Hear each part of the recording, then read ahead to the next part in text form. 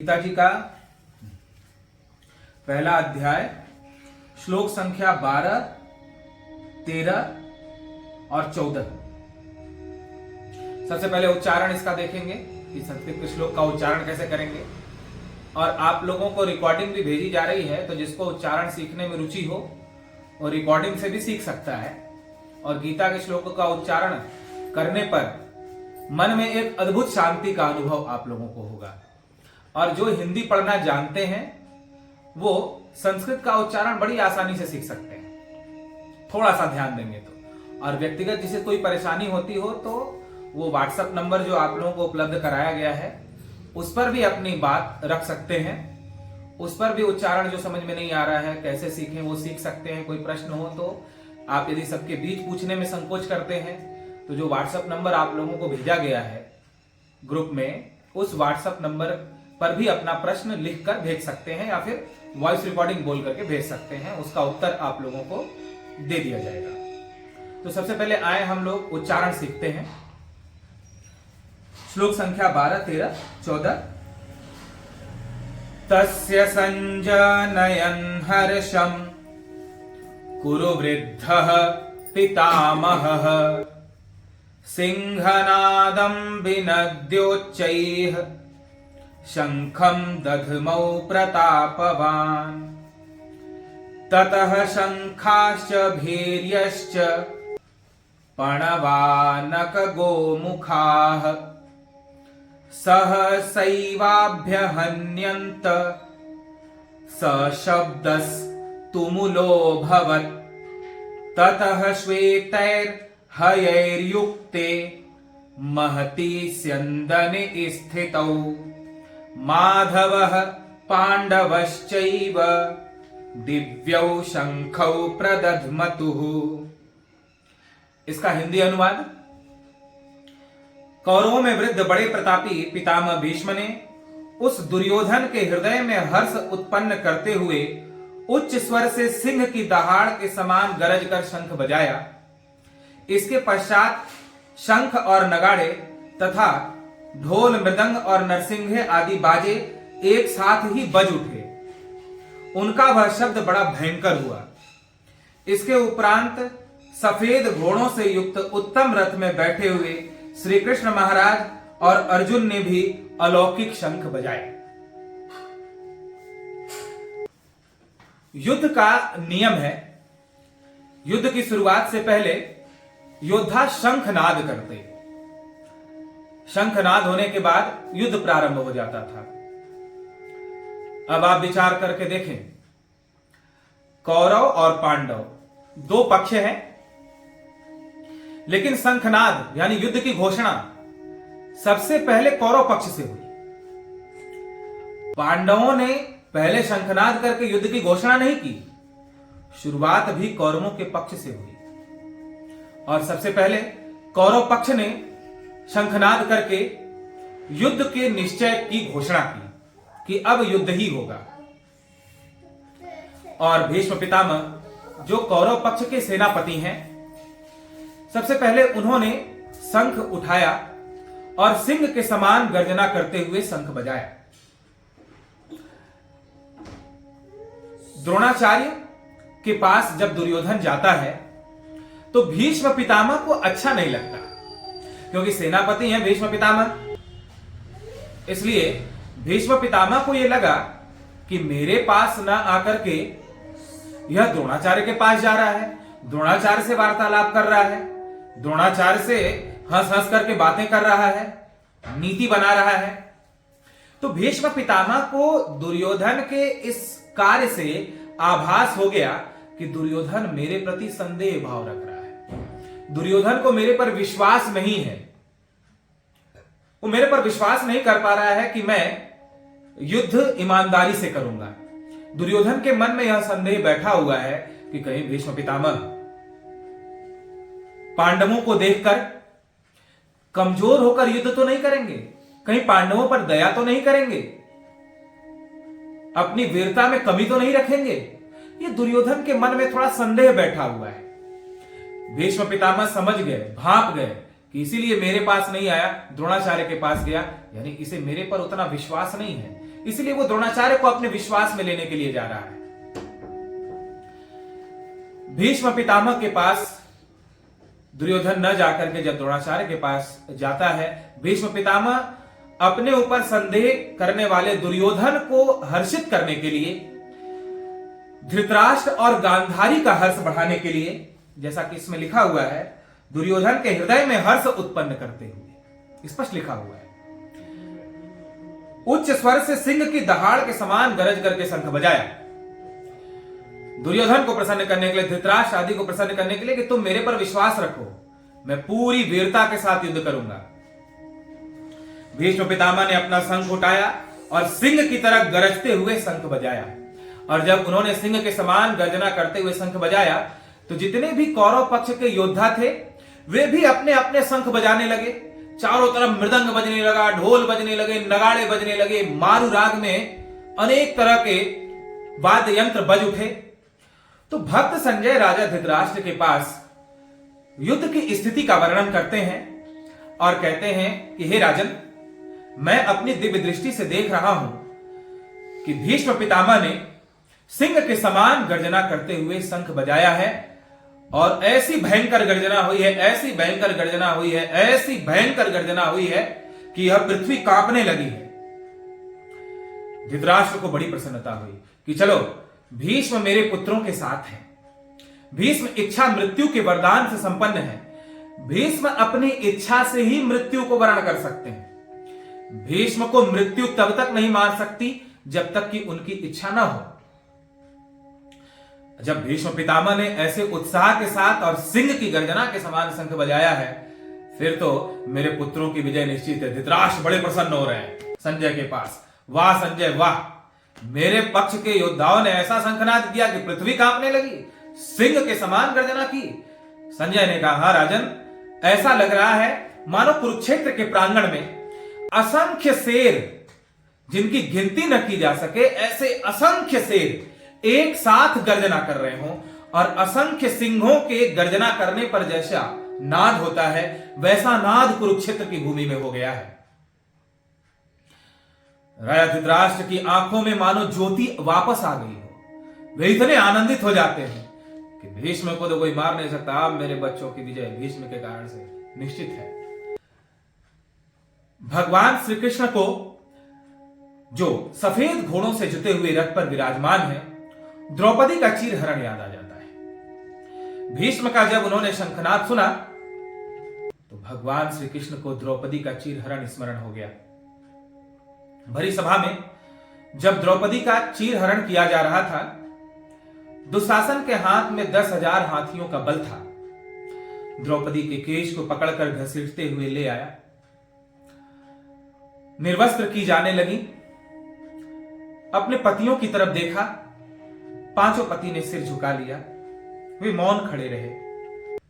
जिस अर्जुन के गांडीव की टंकार सुनकर के त्रिलोकी कांपती थी, जिस भीम की गदा के सामने कोई पल भर के लिए भी खड़ा नहीं हो पाता था, वे पांचों पति मौन खड़े हैं।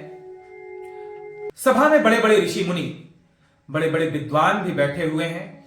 द्रौपदी सभी को पुकारती है, सभी से रक्षा की गुहार करती है।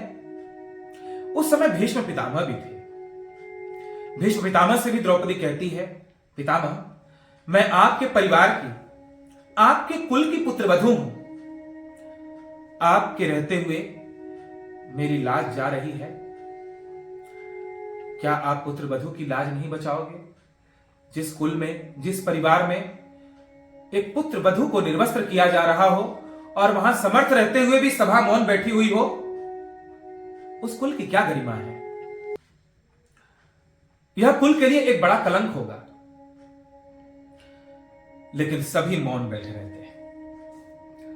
उस समय भगवान श्री कृष्ण को द्रौपदी ने पुकारा, तुम बिन मोरी कौन खबर ले, तुम बिन मोरी कौन खबर ले, गोवर्धन गिरधारी,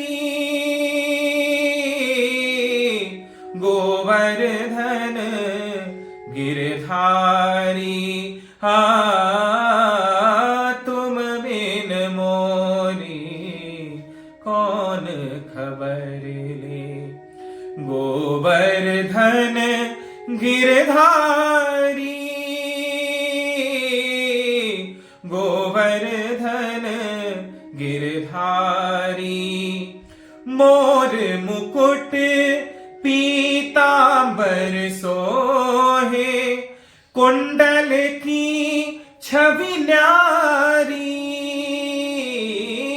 मोर मुकुट पीतांबर सोहे, कुंडल की छवि न्यारी। कुंडल की छवि न्यारी, हाँ तुम बिन मोरी कौन खबर ले। गोवर्धन गिरधारी, गोवर्धन गिरधारी।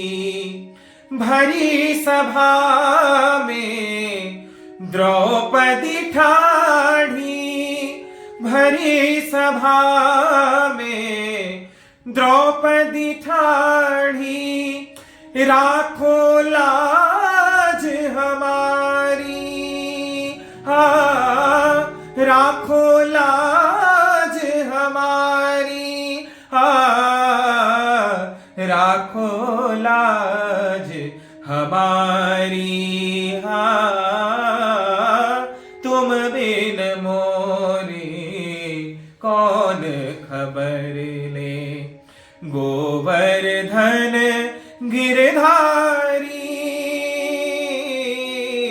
गोवर्धन गिरधारी। हे प्रभु, आपके बिना मेरी कौन खबर लेगा। एक धर्म पत्नी को अपने पति के बल पर ही भरोसा होता है, उसके पति का बल ही उसका सबसे बड़ा बल होता है। लेकिन यहां मेरे पांचों पतियों का बल काम नहीं आ रहा है।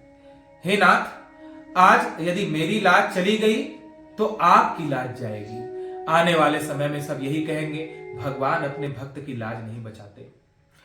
द्रौपदी ने बल लगाना छोड़ दिया और भगवान को पुकारा वस्त्र छोड़ करके।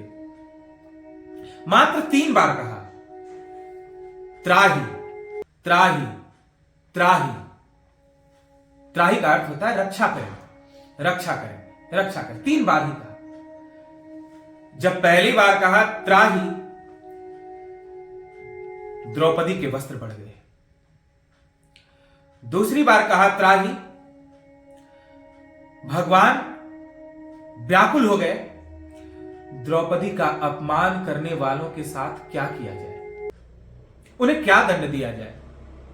और तीसरी बार जब द्रौपदी ने व्याकुल होकर के कहा त्राहि, तीसरी त्राहि सुनते ही भगवान ने कौरवों के समूल संहार का संकल्प कर लिया था। तीसरी बार की द्रौपदी की पुकार ने ही कौरवों के संहार का निश्चय कर लिया था। उसी समय कौरवों का संहार निश्चित हो गया था। जब भीष्म पितामह ने सिंह के समान गर्जना करते हुए शंख बजाया और कौरव पक्ष से युद्ध की घोषणा की, भगवान को द्रौपदी का चीरहरण स्मरण हुआ। उसी समय भगवान ने अपने घोड़े की रास को और चाबुक को पैर से दबाया, अपना पांचजन्य नामक शंख उठाया और उसे अपने होठों पर रख दिया। भक्त संजय राजा धृतराष्ट्र से कहते हैं, हे राजन, अभी मैंने आपके पास भीष्म पितामह के शंखनाद का वर्णन किया, कौरव पक्ष की वीरता का वर्णन किया कि असंख्य सिंह एक साथ गरज रहे हों, ऐसा दिव्य शंखनाद हुआ। लेकिन हे राजन, अब आप सावधान हो जाएं, मैं क्या देख रहा हूं, ये कैसा आश्चर्य देख रहा हूं। हे राजन, मैं देख रहा हूं कि जिन अधरों पर भगवान श्री कृष्ण जब अपनी बांसुरी रखते थे और उसमें प्रेम राग फूंकते थे, तो सारी गोपियां बेसुध होकर के उनके पास दौड़ी चली आती थीं। जिन अधरों का बाल्यावस्था में चुंबन करके माता यशोदा आनंद में मग्न हो जाया करती थीं, जिन अधरों से, जिस वाणी से चारों वेद प्रकट हुए हैं, आज अपने उन्हीं अधरों पर भगवान ने अपना पांचजन्य नामक शंख रख लिया है। और हे राजन, भीष्म पितामह ने सिंह के समान गर्जना करते हुए शंख बजाया है, तो भगवान कृष्ण ने ब्रह्मनाद कर दिया है और अपने ब्रह्मनाद से भीष्म पितामह के शंखनाद को पी लिया है। भगवान के ब्रह्मनाद के आगे किसी का शंखनाद सुनाई नहीं पड़ रहा है और भगवान ने मानो यह घोषणा कर दी है कि अब द्रौपदी के चीर हरण करने वालों का समय आ गया है। अब उनके विनाश की बेला आ गई है। अब ये ज्यादा दिन इस धरती पर नहीं रहेंगे। जब ऐसा सुना है भक्त संजय के द्वारा राजा धृतराष्ट्र ने अभी अपने पक्ष की प्रशंसा सुनकर के तो बड़े प्रसन्न हो गए थे, लेकिन जब पांडव पक्ष की प्रशंसा सुनी और भगवान श्री कृष्ण के ब्रह्मनाद के विषय में सुना, साथ ही साथ संजय ने यह भी बताया कि उसके साथ साथ बाकी अर्जुन ने भी अपने शंख बजाए और बाकी योद्धाओं ने भी पांडव पक्ष के अपने अपने शंख बजाए। अब उस ब्रह्मनाद से आपके पक्ष के किसी भी योद्धा का शंखनाद अब सुनाई नहीं पड़ता। राजा धृतराष्ट्र फिर उदास हो जाते हैं, व्याकुल हो जाते हैं और कहते हैं बार बार, हे संजय, सच बताओ, क्या पांडवों के पक्ष में जो शंखनाद हुआ, भगवान श्री कृष्ण ने जो पांचजन्य शंख बजाया, मेरे पक्ष में एक भी ऐसा वीर नहीं है जो उनके मुकाबले शंख बजा सके? भक्त संजय ने कहा, राजन, आपकी आंखों में ज्योति होती तो आज आप भगवान की छवि को देख पाते।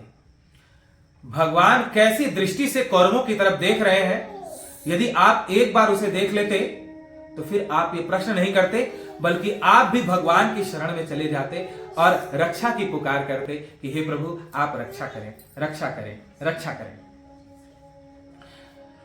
राजा धृतराष्ट्र मौन हो जाते हैं और हाथ नीचते रह जाते हैं। फिर कभी कभी ये सोचते हैं कि मैंने दुर्योधन को बहुत समझाया, लेकिन वो माना ही नहीं। वो मेरी बात क्या, किसी की भी बात नहीं सुनता, वो बड़ा हठी है।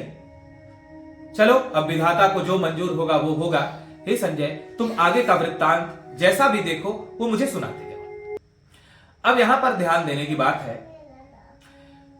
युद्ध की घोषणा कौरव पक्ष से हुई, पांडवों ने सिर्फ उसका प्रत्युत्तर दिया है। जब कौरव पक्ष ने शंखनाद किया तो पांडवों ने भी जवाब दिया, उसका शुरुआत नहीं की। हमेशा हिंसा की शुरुआत, युद्ध की शुरुआत आसुरी प्रवृत्ति वाले लोगों के प्रति के द्वारा ही होती है। उनके चित्त में, उनके भीतर ही हिंसा के विचार पहले उठते हैं। धर्मात्मा पुरुष, सज्जन पुरुष तो सिर्फ उसका प्रत्युत्तर देते हैं। वे हिंसा के पक्षधर नहीं होते, वे हिंसा से बचना चाहते हैं और प्रेम के द्वारा धर्म की स्थापना हो, सौहार्द से धर्म की स्थापना हो, बिना किसी का खून बहाए, बिना किसी को पीड़ित किए, बिना किसी को कष्ट पहुंचाए शांति स्थापित हो, धर्म स्थापित हो, ऐसा सज्जन पुरुषों का, धर्मात्मा पुरुषों का प्रयास रहता है। शुरुआत आसुरी वृत्ति वाले लोगों की तरफ से हुई। मैं भी आप लोगों से इस वृत्तांत के माध्यम से कहना चाहूंगा कि किसी भी समस्या को क्रोध से समाधान करने का प्रयास न करें। आवेश में आकर के, उत्तेजना में आकर के कभी भी किसी भी समस्या का समाधान न ढूंढें। वह अंतिम है, क्रोध अंतिम है, हिंसा अंतिम उपाय है। पहले शांति पूर्वक, प्रेम पूर्वक ही समाधान निकालने का प्रयास करें, जैसा कि पांडवों ने किया, भगवान श्री कृष्ण ने किया। कितना अच्छा रास्ता निकाला, कितना संतोष दिखाया कि जिस हस्तिनापुर के सिंहासन पर पांडवों का पूरा अधिकार था, भगवान का और पांडवों का इतना ही कहना था कि सिर्फ 5 गांव दे दो, लेकिन वो भी कौरवों को मंजूर नहीं हुआ। शांति का सारा प्रयास कर लिया गया। अंतिम विकल्प के रूप में युद्ध था, तो केवल प्रत्युत्तर दिया है पांडवों ने। और दूसरे आश्चर्य की बात आप लोग ध्यान देना, यहां पर कौरव पक्ष के सेनापति हैं भीष्म पितामह, पांडव पक्ष के सेनापति हैं धृष्टद्युम्न। तो सेनापति को शंख बजाना चाहिए युद्ध के नियम के अनुसार। तो चलो, कौरव पक्ष से तो सेनापति ने शंख बजाया, भीष्म पितामह ने शंखनाद किया।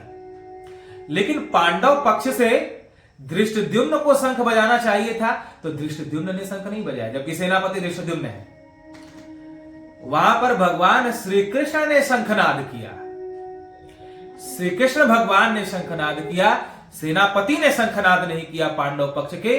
भगवान ने उसी समय कौरवों को यह बता दिया कि मैं भले ही युद्ध के मैदान में शस्त्र नहीं उठाऊंगा, लेकिन बिना शस्त्र उठाए भी मैं कौरवों का संहार करने वाला हूं। मैं ही इन सभी को अपने काल रूपी मुख से निगल जाऊंगा, मैं ही द्रौपदी के चीरहरण का बदला लूंगा। यह युद्ध आज पांडव नहीं करेंगे, अर्जुन का शरीर एक माध्यम होगा, युधिष्ठिर का शरीर माध्यम होगा, नकुल सहदेव का शरीर माध्यम होगा, पांडव पक्ष के सारे वीरों का शरीर माध्यम होगा। युद्ध करने वाला तो मैं ही रहूंगा, युद्ध तो मैं ही करूंगा। और मैं जब इन पांडवों के साथ हूं तो इन पांडवों का कोई बाल विवाह नहीं कर सकता। और मेरा यह शंखनाद घोषणा करता है कि विजय तो पांडवों की ही होगी। आप भी अपने जीवन रथ पर भगवान को बिठाओ, तो भगवान आपके विजय की घोषणा करेंगे। कौरव और पांडव दोनों के भगवान रिश्तेदार हैं, दोनों के संबंधी हैं। जब महाभारत युद्ध निश्चित हो गया तो दुर्योधन भी भगवान श्री कृष्ण के पास गया और अर्जुन भी भगवान श्री कृष्ण के पास गए। भगवान ने शर्त रख दी, या तो मेरी नारायणी सेना ले लो या तो मुझे ले लो, दो में से एक का चुनाव कर सकते हो। जो मुझे लेगा उसे मेरी नारायणी सेना नहीं मिलेगी। नारायणी सेना की इतनी शक्ति थी कि देवताओं को भी जीत सकती थी। भगवान श्री कृष्ण ने नारायणी सेना का गठन किया था द्वारिका में, तो नारायणी सेना में इतनी सामर्थ्य थी कि वो देवताओं को भी पराजित कर सकती थी। तो भगवान श्री कृष्ण ने शर्त रख दी कि देखो, तुम दोनों ही मेरे संबंधी हो, एक तरफ मेरी नारायणी सेना है, एक तरफ मैं हूं। या तो जो मुझे लेगा उसे नारायणी सेना नहीं मिलेगी, और जो नारायणी सेना को लेगा उसे मैं नहीं मिलूंगा। दो में से एक का चुनाव करना पड़ेगा। दुर्योधन ने मन में सोचा कि इनको लेकर के मैं क्या करूंगा, क्योंकि भगवान की एक और शर्त थी कि मुझे जो लेगा वो एक बात और ध्यान रखे कि मैं युद्ध के मैदान में शस्त्र नहीं उठाऊंगा। दुर्योधन ने कहा, ये युद्ध के मैदान में कृष्ण शस्त्र नहीं उठाएंगे तो वहां इनको ले जाकर के क्या बांसुरी बजवानी है या रास रचवाना है? युद्ध के मैदान में तो अस्त्र शस्त्र दिव्यास्त्र चलेंगे, ये जब शस्त्र उठाएंगे नहीं तो इनको लेकर के मैं क्या करूंगा? दुर्योधन ने कहा, प्रभु मेरे को तो नारायणी सेना ही दे दो। भगवान ने कहा, ठीक है ले लो। अर्जुन से कहा, अर्जुन तुम क्या कहते हो? बोले, प्रभु मुझे आप अपने को ही दे दो, आप शस्त्र नहीं उठाओ, मुझे कोई आवश्यकता नहीं। आप तो बस मेरे रथ पर बैठे रहना, आप अपनी छत्र छाया बनाए रखना, आप जैसा मुझे आदेश करोगे, जैसे मुझे आज्ञा करोगे, उसके अनुसार सब युद्ध होता रहेगा। आपके हाथों में ही अब जय है, आपके हाथों में ही अब पराजय है, हम तो आपके चरणों में हैं। भगवान कृष्ण को जब उन्होंने सौंप दिया, अपने रथ पर बिठाया, रथ की बागडोर सौंप दी और अपने जीवन की बागडोर भी भगवान को सौंप दी, तो भगवान ने पूरे पांडव पक्ष की जिम्मेदारी ले ली। जब आप भगवान को अपने जीवन का मालिक बनाते हो, भगवान को जब अपने जीवन रथ पर बिठाते हो, मन की बागडोर, बुद्धि की बागडोर भगवान के हाथ में सौंप देते हो, भगवान जय दे चाहे पराजय दे, सुख दे या दुख दे, हानि दे या लाभ दे, सब भगवान के हाथ में सौंप देते हो अपने जीवन की बागडोर, तो फिर भगवान आपके जीवन की जिम्मेदारी लेता है। और जैसे पांडवों के पक्ष से भगवान ने शंखनाद किया, धृष्टद्युम्न के सेनापति होते हुए भगवान ने शंख बजाया और ये घोषणा की भीष्म पितामह आदि सभी कौरवों के लिए कि तुम ये मत समझ लेना कि मैं शस्त्र नहीं उठा रहा हूं तो पांडवों का तुम कुछ बिगाड़ सकते हो। मैं शंख बजा रहा हूं, इसलिए युद्ध मेरे से तुम्हारा हो रहा है, इनसे नहीं हो रहा है। भगवान ने पांडवों की पूरी जिम्मेदारी ली और भगवान ने शंखनाद करके विजय की घोषणा की और पांडवों की विजय हुई। तो जब आप अपने जीवन की बागडोर भगवान के हाथों में सौंप देते हो, तो भगवान आपके जीवन रथ पर बैठ करके गर्जना करते हैं। और जब भगवान आपके जीवन रथ पर बैठकर, आपके हृदय में बैठ करके गर्जना करते हैं, तो बड़े से बड़े काम, क्रोध, लोभ, अहंकार रूपी शत्रु भी कांप जाते हैं। बड़े से बड़ा पाप भी कांप जाता है। बड़े से बड़ी विपत्ति भी भक्त के सामने खड़ी नहीं हो पाती, जिसके हृदय में भगवान बैठ करके गर्जना करते हैं। नाम भगवान का शंख है, अपने हृदय में भगवान नाम की गर्जना करो, भगवान के नाम का शंख बजाओ, भगवान के ध्यान का शंख बजाओ, जो सदा भगवान नाम का शंख अपने हृदय में बजाता रहता है, बड़े से बड़े विपत्तियों से वह सहज बाहर निकल जाता है, सहज पार हो जाता है। इसी के साथ वाणी को विराम देते हैं। अब आप में से किसी को कुछ पूछना है तो पूछ सकता है।